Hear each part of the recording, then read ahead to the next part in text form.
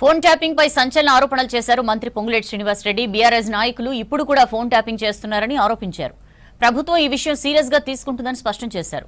సమాజం సిగ్గుపడేలా చేసిన ఆనాటి మాజీ మంత్రులు ఇప్పుడు ప్రభుత్వంలో ఉన్న మంత్రుల గురించి మాట్లాడుతున్నారని విమర్శించారు పొంగులేటి.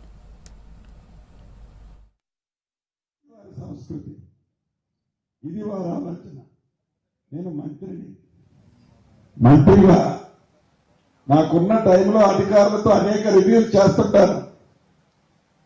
ఎస్, తప్పేముంది? నా పార్టీ కోసం ఓట్లు పెట్టడం తప్ప ఉద్యోగస్తులకు ఓటు లేదా?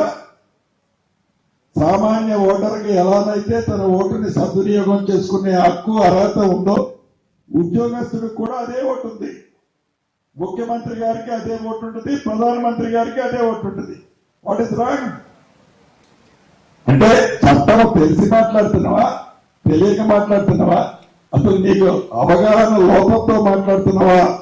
నువ్వు ఏం కంప్లైంట్ చేయాలనుకుంటున్నావు? నువ్వు కాదు, నీ నాయకుడికున్న సంస్కృతే నీకుంది. సో ఈ వేదిక ద్వారా వారిని ఒకటే ప్రశ్నిస్తున్నాను.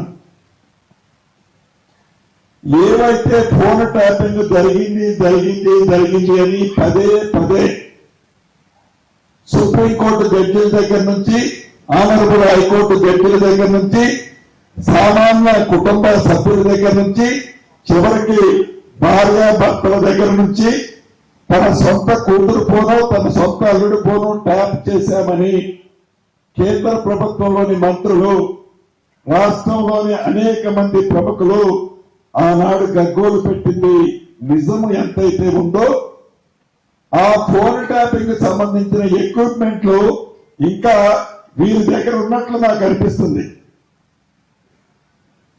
ఏదైతే నేను కాన్ఫరెన్స్ లో నేను తీసుకున్న కాల్ని నేను ఏం మాట్లాడానో అని మీరు అడుగుతున్నారో, వీరి దగ్గర ఫోన్ ట్యాపింగ్ చేసి ఉండకపోతే ఇప్పుడు కూడా చేస్తున్నారు. దీన్ని బట్టి ప్రభుత్వం సీరియస్ గా తీసుకుంటుంది. ఈ ఫోన్ ట్యాపింగ్ ఎక్విప్మెంట్ ఇంకా ఉన్నది అని నిర్ధారణ అవుతుంది.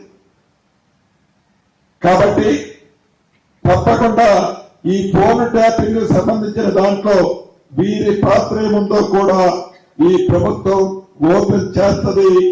ఇంకా ఎన్ని ఎక్విప్మెంట్లు ఏ మామిడి తోటలలో, ఏ ఫామ్ హౌసెస్ లో ఎవరు ఇంట్లో ఉండి ఇంకా దొంగతనంగా ఈ ఫోన్ ట్యాపింగ్ లో ఎంతమంది వింటున్నారో ఈ ప్రభుత్వం ఎంక్వైరీ చేసి వారిని కూడా చట్టరీత్యా